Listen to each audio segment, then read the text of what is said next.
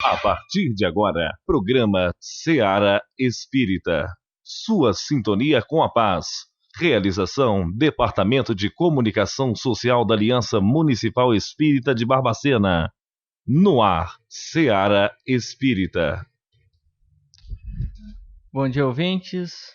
Bom dia a todos que nos acompanham pela Rádio Correio da Serra e também pelo site www.radiocorreiodaserra.com.br. Sejam todos muito bem-vindos nessa manhã de sábado para mais um programa. E hoje aqui com Geraldo Leburg, vamos falar um pouco sobre as relações espirituais fora do corpo, processo de pensamento, da nossa criação mental, sobre a letargia, sobre catalepsia. Vai ser um assunto bem interessante, então fique conosco. Mas antes de iniciarmos, vamos fazer a nossa oração, levando o nosso pensamento a Deus. Agradecemos a Deus por tudo que nos acontece, pela nossa semana de trabalho e enriquecimento. Que tudo que nos traz é uma oportunidade de chegar mais próximo de Ti, buscando o nosso aperfeiçoamento, nosso melhoramento e a compreensão da Sua bondade e da Sua justiça. Agradecemos a você a todo momento. E também rogamos por todos os necessitados. E hoje em especial, aqueles que foram atingidos pela tragédia de Brumadinho, há um ano atrás. Que esses espíritos que partiram para o mundo espiritual e também pelas suas famílias, que hoje aqui vivem com a perda. Que todos possam ser amparados pela espiritualidade e que tenham compreensão. Que assim seja. E hoje aqui, com Geraldo Leburg, a gente vai falar sobre as relações espirituais fora do corpo. É um estudo baseado no Livro dos Espíritos, então se você tiver com ele aí perto de você e quiser acompanhar, é das questões 419 a 424. Então, se você quiser acompanhar, pode pegar seu Livro dos Espíritos. Não, mas para iniciarmos, a gente volta, vai um pouquinho para frente, na verdade, no Livro dos Espíritos, na questão 459, quando Kardec pergunta, se os espíritos influenciam em nosso pensamento e em nossos atos. Essa é uma questão muito conhecida, no movimento espírita. E os espíritos respondem: influem os espíritos em nossos pensamentos, em nossos atos? Influem a tal ponto que de ordinário são eles que vos dirigem. Então, olha que interessante, o que Kardec perguntou e muito mais, o que os espíritos nos respondem nessa influência que tem do mundo espiritual em nós, no nosso pensamento e nos nossos atos. E assim, a gente começa, o nosso estudo, falando sobre a transmissão oculta do pensamento, questão 419. Geraldo, porque uma mesma ideia, a gente pode até pensar que é coincidência, mas porque uma mesma ideia de uma descoberta, por exemplo, pode surgir em diversos lugares ao mesmo tempo? Fred, bom dia. E aos ouvintes da Rádio Correio da Serra, Domingos, que está aqui no estúdio conosco, um bom dia. Como você falou, que até a gente, quando percebemos essa comunhão de pensamentos, pode até parecer coincidência, mas não é coincidência. Porque aqui, conscientemente, nós, na vigília, no estado natural da nossa vivência corporal, nós participamos de comunidades, a comunidade familiar, a comunidade do bairro, a comunidade acadêmica, a comunidade profissional, e nós nos integramos, ou pelo menos precisamos nos integrar, se não fazemos plenamente, a essas comunidades. Mas espiritualmente, nós participamos também de outras comunidades, de outros conjuntos, e que tem como característica principal as afinidades entre de nós com esses outros espíritos, entre todos esses espíritos que integram essas comunidades espirituais. Então, no momento de emancipação do espírito, notadamente, né, naquilo que nós chamamos de sono, que é o repouso do corpo, e a liberdade, né, do espírito, que, embora mantendo-se ligado ao corpo, caso contrário, o corpo pereceria, ele mantendo-se ligado ao corpo, essa ligação é um tanto quanto tênue, ele se sente liberado, né, na sua potencialidade, nos seus sentidos, na agucidade dos seus sentidos, para, numa plenitude maior, se integrar no conjunto de espíritos com o qual ele tem afinidade. Como, né, colocado aí na primeira questão sobre a influência deles em nossos pensamentos, nossos atos, é a resposta que a espiritualidade deu de que eles influem muito no nosso dia a dia. O que não serve, é bom frisar, para que nós nos desculpemos de atos impensados, atribuindo a autoria desses atos, né, à espiritualidade. Pode até ocorrer, né, por invigilância, né, algum tipo de manifestação espiritual que venha a nos levar a proceder de forma inadequada. Mas nós temos o livre-arbítrio, temos que estar sempre vigilantes para que não aconteça. Então, voltando à questão propriamente, na questão 419, né, essa mesma ideia que pode surgir em diversos lugares ao mesmo tempo e de que logo se venha a ter conhecimento, ela está relacionada a essa liberdade que o espírito tem durante a emancipação, principalmente durante a emancipação através do sono. Mas podendo acontecer em vigília também, naqueles momentos em que a gente dá aquela viajada, a gente está ali de corpo presente, mas o espírito está fazendo uma viagem, né? E questão de espaço e tempo para o espírito tem uma conotação diferente. Às vezes aquele momento ali de alguns segundos apenas ali, né, fisicamente, vão representar uma viagem imensa que o pensamento, né, que está sediado na mente, e a mente é o espírito, né, está sediada no espírito, pode fazer.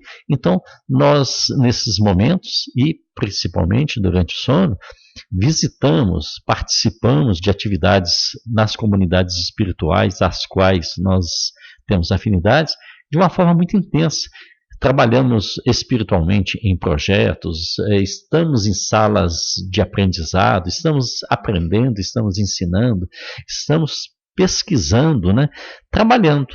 E para que o resultado desse trabalho venha a beneficiar a todos nós, né, espíritos, né, encarnados e desencarnados, né? E a gente às vezes assim, notoriamente não lembramos, quando acordamos, do conteúdo da essência dos nossos espíritos. Às vezes alguma pequena passagem fica marcada.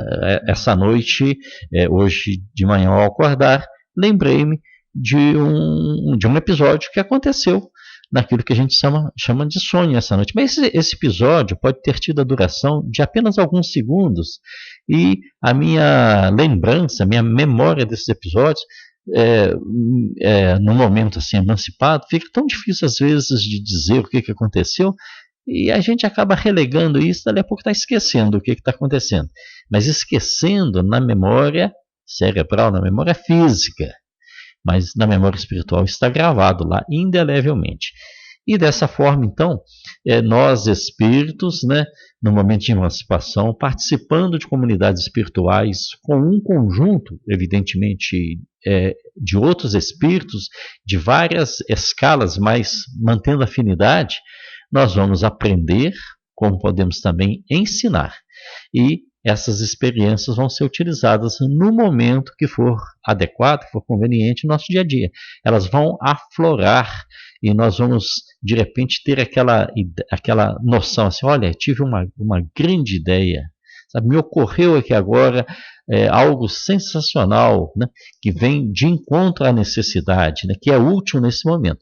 E isso já vem sendo trabalhado por nós espíritos há longo tempo, com certeza, né? E esse trânsito espiritual, ele pode ter também, como não há limites temporais para ele pode ter tanto no nosso presente, principalmente no nosso presente, como aplicação no nosso futuro e mesmo resgate de ocorrências vividas no nosso passado que são buscadas para serem passadas a limpo, para serem, vou usar o termo de reciclar, né? Para serem recicladas, né?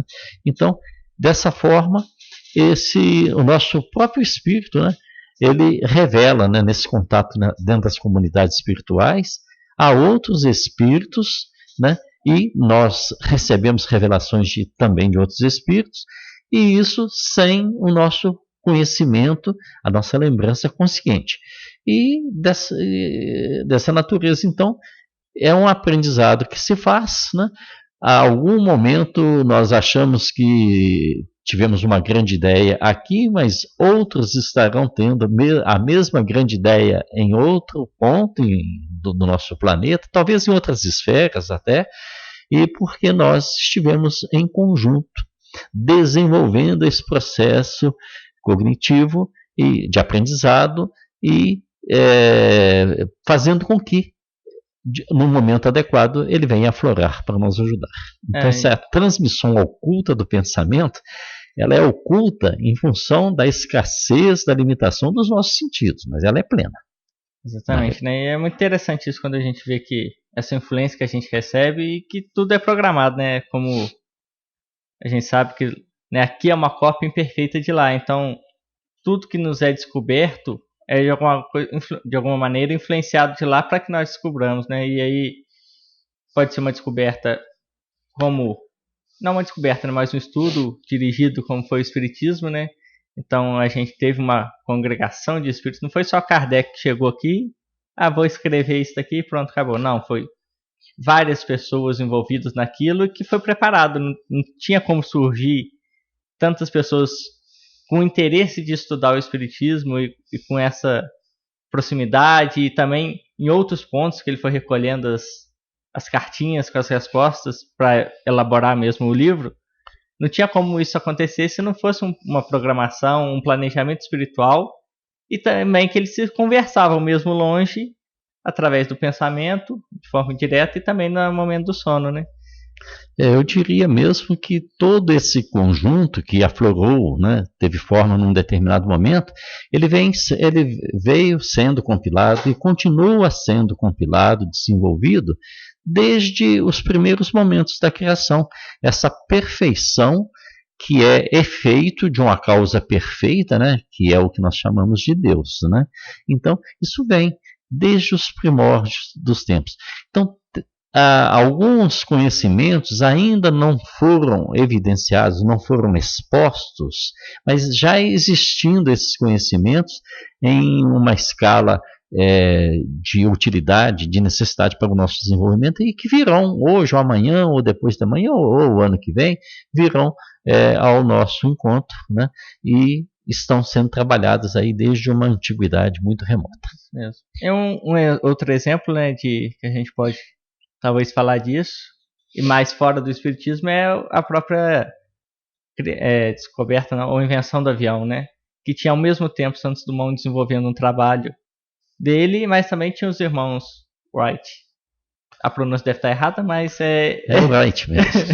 Então, eles, né, independente de quem você queira dar o crédito à invenção do avião, mas eles eram contemporâneos e desenvolviam um trabalho que muito provavelmente o trio e mais um grupo de espíritos relacionados a essa área desenvolviam, trocavam ideias, porque o objetivo era a criação do avião, independente de quem criasse, né? Era que naquele momento a espiritualidade julgou ser útil que essa invenção viesse para a Terra. Então era um grupo de espíritos que desenvolveu esse trabalho. E antes deles, com certeza muitos outros anonimamente contribuíram, né? Regionalmente, não foi divulgado e tal. E chegou um momento em que houve uma evidência tão assim disseminada, tão noticiada, que aí se projetou para o mundo todo essa notícia. Mas a gente, assim, outros aspectos, por exemplo, né? Arquimedes, né, lá na antiguidade, ele definia uma determinada potência de energia, né, Depois, Isaac Newton trabalhou sobre esse conceito e deu a ele o nome de onda gravitacional. Lá, Arquimedes, né, em tempos antes de Cristo, depois Isaac Newton, em 1500 e alguma coisa, depois vem Einstein, aí no século passado, trabalhar sobre essa potencialidade, né, essa energia, mantendo o mesmo nome, a mesma denominação colocada por Isaac Newton, né, de ondas gravitacionais, e hoje talvez um dos maiores propósitos das potências da NASA, por exemplo, das potências que trabalham com a exploração espacial, é aperfeiçoar o controle sobre essa energia, domesticar essa energia chamada onda gravitacional para aproveitá-la como meio de impulsão para veículos que possam fazer viagens, né, dentro da nossa galáxia e talvez, quiçá, até fora da nossa galáxia, né? Então, isso vem de longe, né? Isso não chega assim de uma vez, de repente. Vou contar aqui uma pequena história. Há cerca de uns 40 anos, eu lidava na aviação civil, no aeroclube, e tinha lá um aluno desses que a gente chama de professor Pardal. E ele, de vez em quando, parecia alguma ideia, assim, mas é porque já pensou se conseguíssemos fazer algum aparelho que pudesse neutralizar a gravidade ali daquele local, por exemplo, tipo um guarda-chuva. Eu abro um guarda-chuva sobre a minha cabeça e ele neutraliza a gravidade com relação ao meu organismo, ao meu corpo. Então eu consigo me movimentar mais rapidamente, eu vou estar com menos peso, consigo carregar um volume mais pesado, essas coisas assim. Ele falava sobre isso, a gente achava engraçado essas colocações dele, e era o professor Pardal lá do nosso grupo, de aviação. E hoje nós sabemos que já circulam 2 protótipos de trens, um na Alemanha e o outro em Hong Kong, que estão em um determinado momento o mecanismo se eleva, ele flutua sobre camadas de energia, né, magnéticas. Ele não tem contato físico com o meio, ele não rola sobre trilhos com contato físico. Quer dizer, lá o nosso professor Pardal, há 40 anos, né, a gente achou engraçado ele falar sobre isso, um guarda-chuva que colocasse, né, a lei de gravidade sob controle. Mas olha só, né, vem sendo feitas essas pesquisas e com relativo sucesso, por enquanto ainda não são plenas, mas vai acontecendo. O conhecimento vai acumulando, né? Conhecimento Isso. Gera conhecimento. E aí a gente continua, né, na questão 420. Os espíritos podem se comunicar estando com o corpo completamente acordado? Então, como estamos agora, né? Eu e o Geraldo, que a gente pode se comunicar. Não, comunicar a gente está se comunicando, né? Mas pelo pensamento? Pelo pensamento, né?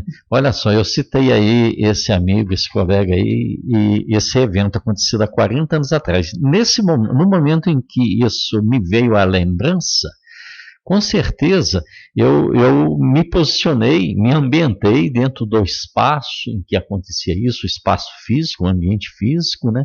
As pessoas, né? A fisionomia do meu amigo na época, né? Nós outros, os colegas, né? Todo mundo ali junto, e de uma certa forma assim, a gente, um pouco de um riso irônico, né? Esboçado por cada um de nós, achando isso uma coisa engraçada. O professor Pardal e tá, cada ideia assim esquisita, né? Não foi só essa ideia formulada por ele. Ele sempre aparecia com alguma coisa, tanto que eu era o professor Pardal. E ao comentar sobre isso, eu busquei, né, na minha memória e transmitindo aqui para o Fred, o Domingos que aqui está, e para os ouvintes, né?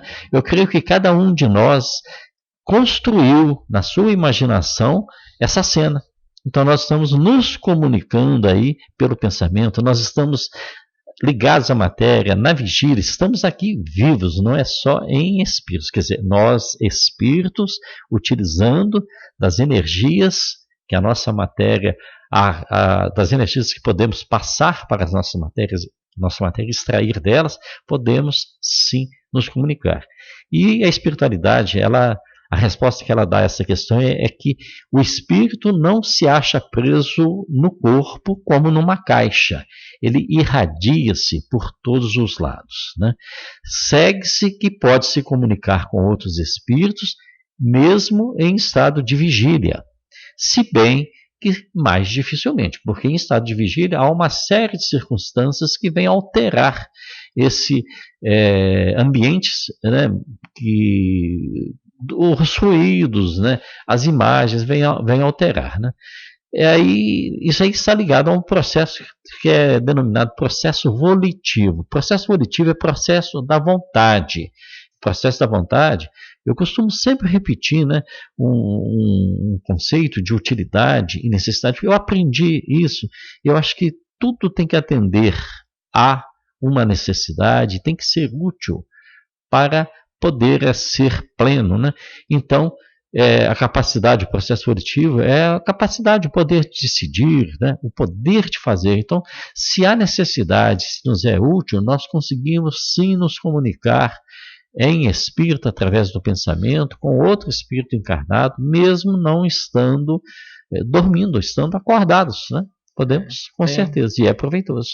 Tem uma certa dificuldade. A própria nossa ocupação, a gente foca, né, na nossa atividade e não tem muita facilidade, mas é interessante quando se fala desse pensamento, que não é um pensamento que a gente percebe como voz, né? Como a gente está conversando aqui, a gente vai perceber uma conversa, mas a gente vai perceber o sentimento, a sensação, e é muito interessante, e acho que muitas pessoas podem já ter sentido. Isso acontece quando a gente está mais próximo da pessoa, né? Quando a gente já tem uma relação mais próxima, principalmente com filhos, pais ou o companheiro, que a gente tem essa ligação já muito mais amarrada, mesmo ele estando longe, a gente percebe alguma sensação que vem dele. A gente, mas acho que fulano de tal deve estar passando por algum problema, ou está meio angustiado, não sei, estou sentindo alguma coisa estranha em relação àquela pessoa, e você está longe, está alguns dias até sem ver essa pessoa, mas você sente, né? Tem esse elo entre essas pessoas. Denomina-se muito frequentemente isso como intuição. Notadamente, né, como você falou, os espíritos que têm maior afinidade, por exemplo, as mães com os filhos, né, elas têm uma capacidade perceptiva muito grande, né? Os familiares, em geral, eles às vezes um olhar estando presentes, ou um pequeno gesto vai dizer muito mais do que as palavras possam expressar, né? É uma comunicação através, conseguir fazer com que o que um está pensando seja percebido pelo outro, sem a necessidade da movimentação fisiológica que vá dar, né, o contorno daquilo que se está pensando. Percebe-se, e às vezes até essa percepção ela é tão complexa que a gente não consegue traduzi-la em palavras. Não conseguimos verbalizar, mas sabemos o que aconteceu. Uhum. Sabemos qual foi a intensidade do acontecimento. É muito interessante mesmo. E a próxima questão, né, é como se explica que duas pessoas perfeitamente acordadas têm a mesma ideia instantaneamente? Pois bem, duas pessoas acordadas podem estar uma numa cidade, outra em outra cidade, pode estar uma em um país, outra em outro país, uma pode ter a limitação de um idioma, outra de outro idioma, e isso se viria a comprovar porque, pelos meios de comunicação, a pessoa A teve uma ideia e ela colocou essa ideia, publicou, e naquele momento a pessoa B estava também publicando, né, o extrato de uma ideia igual, semelhante em outro local, né? E a espiritualidade diz para nós que são dois espíritos simpáticos que se comunicam e veem reciprocamente seus pensamentos respectivos, embora sem estarem adormecidos os corpos, né, estando acordados. Ou seja, são dois espíritos que têm o mesmo padrão de afinidade, e que esse padrão não é limitado pelo espaço e pelo tempo, consegue se comunicar, né?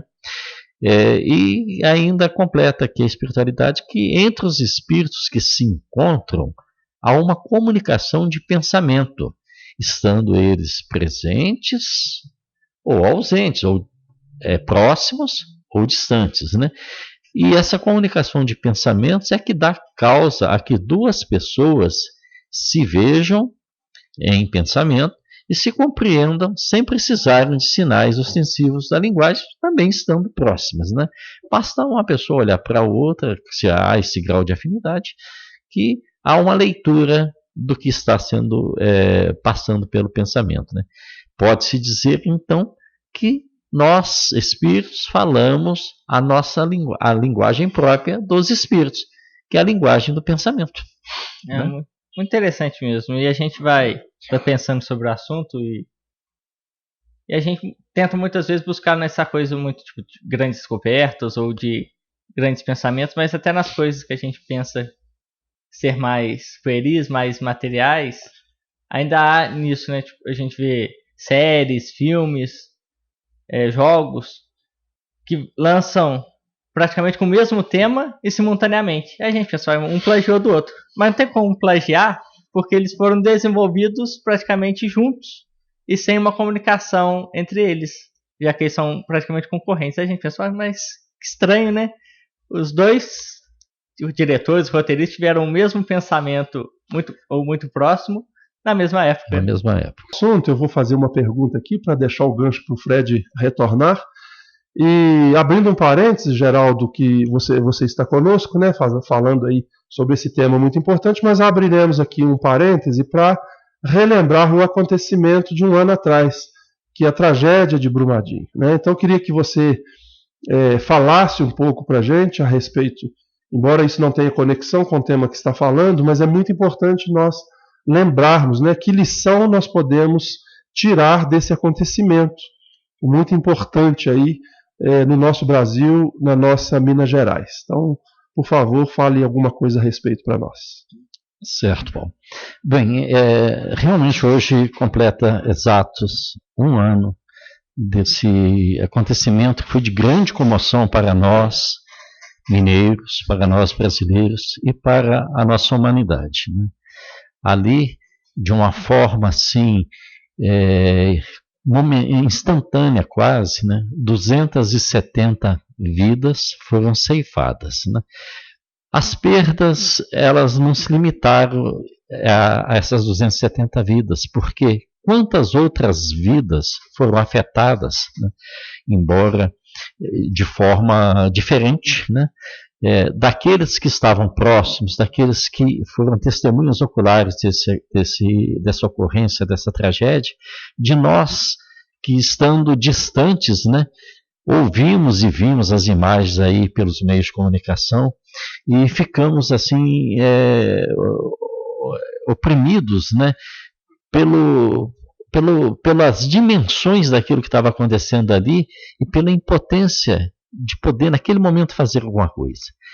Nós sabemos que esses acontecimentos eles ocorrem para um despertamento e que aquelas pessoas ali envolvidas que desencarnaram ali, mesmo aqueles que ainda 11 corpos não foram encontrados, né, todos eles foram assistidos de acordo com as suas necessidades, no seu merecimento, naquele momento trágico, né, e a espiritualidade, né, agrupamentos espirituais ali estavam para auxiliá-los e auxiliar também aos que sobreviveram, mesmo sendo vítimas, né, daquela tragédia, vítimas próximas daquela tragédia e vítimas distantes que todos nós podemos dizer que somos, né? Então, a lembrança desse evento no sentido assim, não é de condenar ninguém, porque atire a primeira pedra aquele que estiver isento de culpa, já o nosso mestre havia dito. E nós, no nosso dia a dia, quem sabe hoje nós deixamos uma sacola de plástico cair na rua, quem sabe deixamos uma garrafa PET colocada de forma em que a chuva vai levá-la para um bueiro.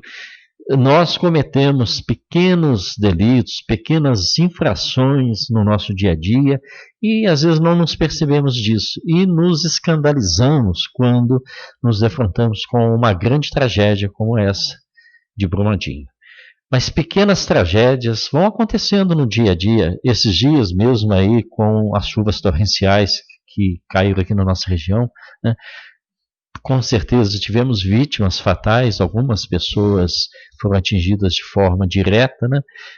E nós passamos aí pelas ruas da nossa cidade, da nossa região, pelas estradas, e vamos vendo os efeitos que vai acontecendo por causa do descaso, por causa da negligência, por causa da omissão, por causa do, eu não tenho que fazer isso é outro que é obrigado a fazer, então eu me desculpo e não faço aquilo que eu poderia fazer. Às vezes um gesto simples de desentupir o bueiro de frente à casa onde eu resido, lá na minha rua, um gesto simples de colocar o lixo na hora certa e no dia certo em que o Serviço Municipal de Limpeza Pública passa, que todos nós sabemos que ele não passa todas as horas, todos os dias, em todos os locais. Há uma tabela. Então, se nós não sabemos, procuremos nos informar, vamos contribuir. E essa somatória dessas pequenas atitudes vão fazer a diferença. Porque nós tivemos uma grande tragédia, lembrada como a tragédia de Brumadinho. Mas nesse um ano tivemos pequenas tragédias que, somadas, muitas vezes, têm um efeito potencial daquela outra. E nós precisamos evitar que isso aconteça. Então, que pedimos a Deus, a espiritualidade, que possa confortar a todos aqueles envolvidos diretamente e a nos abrir mais a consciência, a visão daquilo que podemos fazer. Não deixar para que o outro faça aquilo que podemos fazer. Muito bem, né? Fica aí o recado. E como o Paulo falou, isso é importante, né? A gente pode pensar, mas é importante? Foi algo tão ruim, mas é importante sim, e a gente vê num contexto maior, né? Da nossa reflexão, como o Geraldo falou, né? Do nosso dia a dia, das nossas atitudes, das atitudes das empresas, das grandes empresas, da atitude do governo. E também é importante para o desenvolvimento dos espíritos que ali participaram mais ativamente, tanto as vítimas, os parentes, aqueles que se empenharam em socorrer, até aqueles que de longe emitiram alguma prece por aqueles que sofreram. Então, tudo é importante para todos nós, né, como mundo. Que a gente possa aproveitar essa oportunidade de reflexão, porque é uma oportunidade, sim, que a espiritualidade, que Deus, que tudo acontece, né, através da sabedoria dele, mas que a gente aproveite, né, esse momento para reflexionar. E agora voltando, né, ao nosso programa, agora a gente vai falar um pouco sobre letargia, catalepsia. Geraldo, o que é esses dois termos que eu acho que alguns ouvintes podem ou não conhecem, ou conhece um, pensa que um é o outro? O que são esses termos? São termos realmente não muito usuais no dia a dia e às vezes até usados de uma forma metafórica com um outro significado, né, com outra aplicação. Então a letargia, a gente vai colocar aqui duas definições assim acadêmicas de letargia. Pela psicologia, letargia é um estado de profunda e prolongada inconsciência, semelhante ao sono profundo, do qual a pessoa pode ser despertada, mas ao qual retorna logo a seguir. É um sono, é um coma, vamos dizer assim, que ele pode ser de alguma forma interrompido, mas que ele volta, né, por ser um estado de profunda e prolongada consciência, ele pode voltar, né?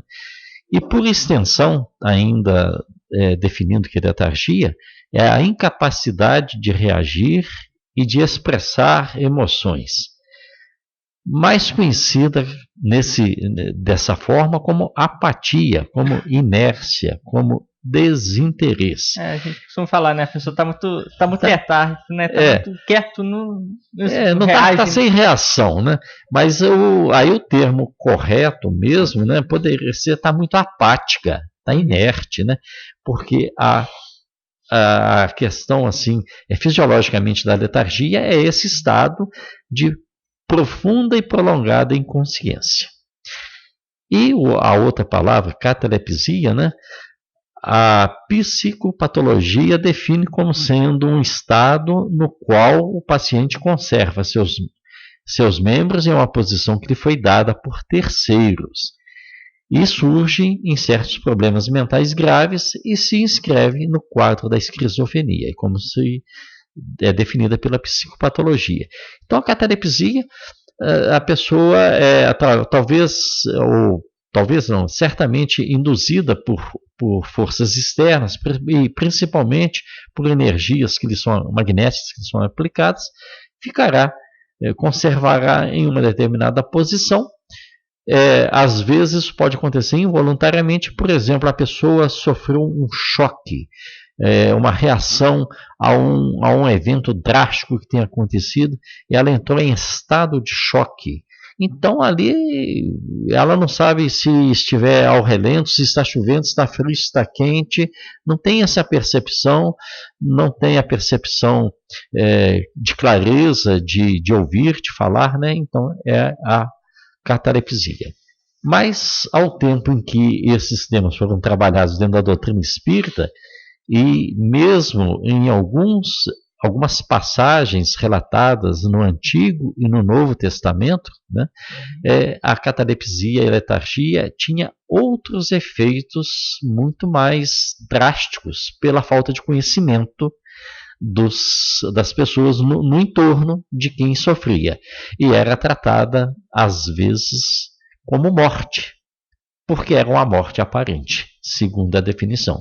E é nesse contexto, então, que o Livro dos Espíritos, nessas próximas 2 questões, ele vai aliás, nas próximas 4 questões, ele vai nos esclarecer. Então, vamos lá. Vamos lá.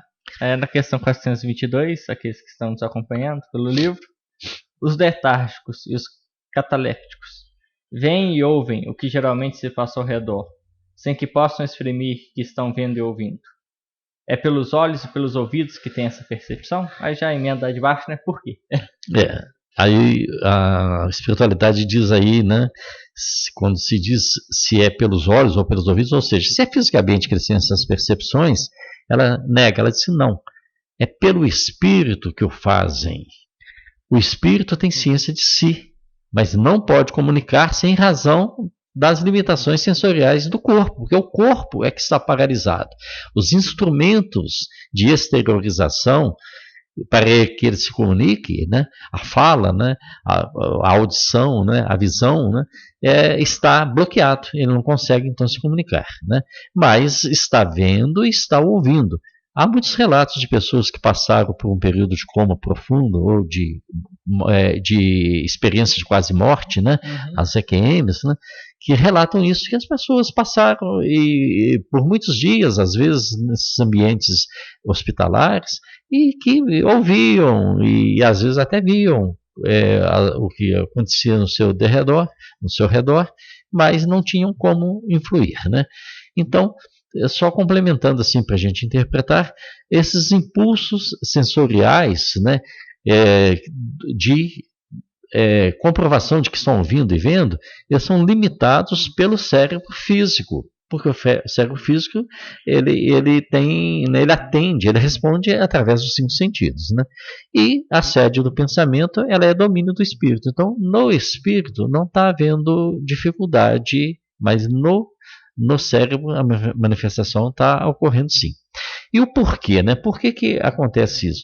Porque o estado do corpo se opõe a isso, o estado físico do corpo.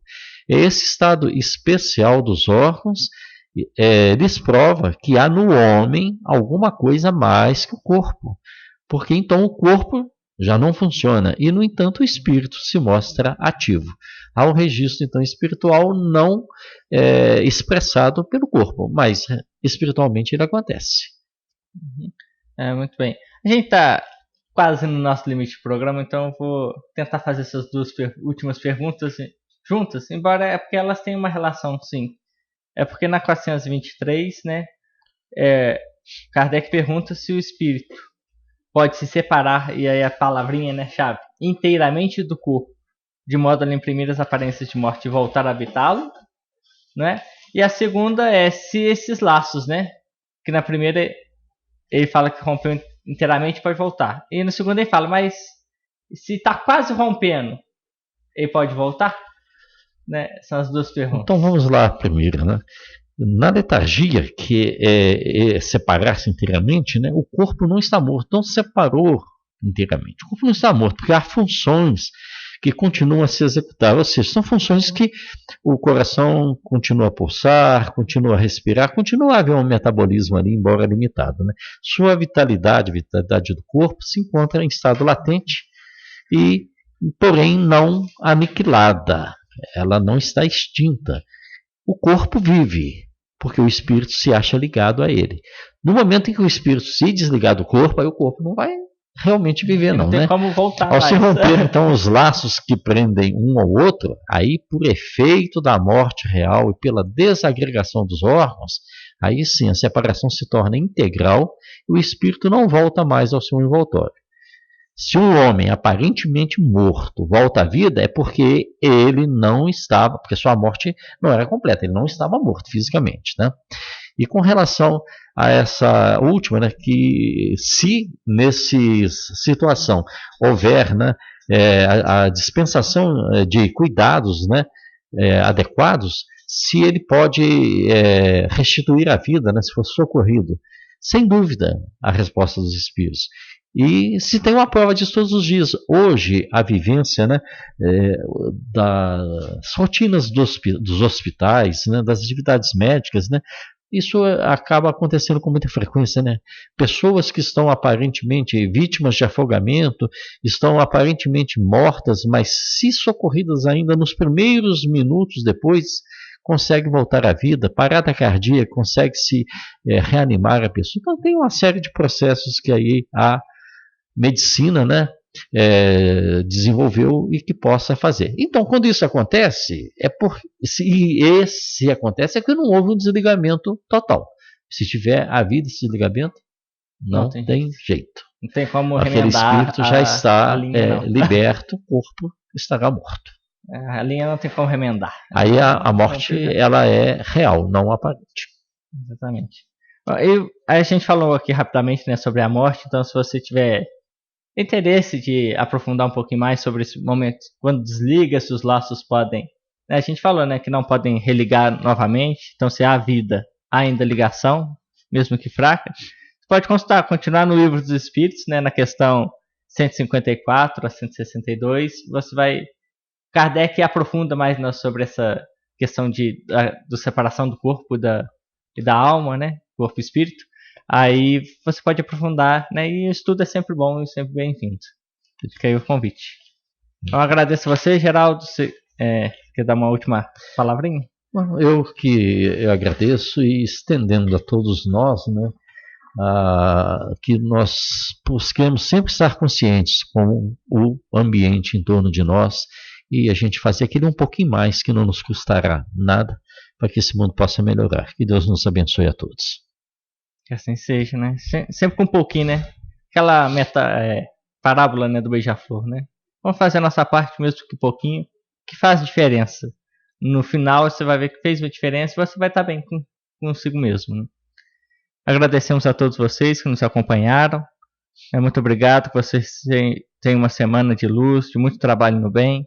Você ouviu o programa Seara Espírita, realização do Departamento de Comunicação Social da Aliança Municipal Espírita de Barbacena, Seara Espírita.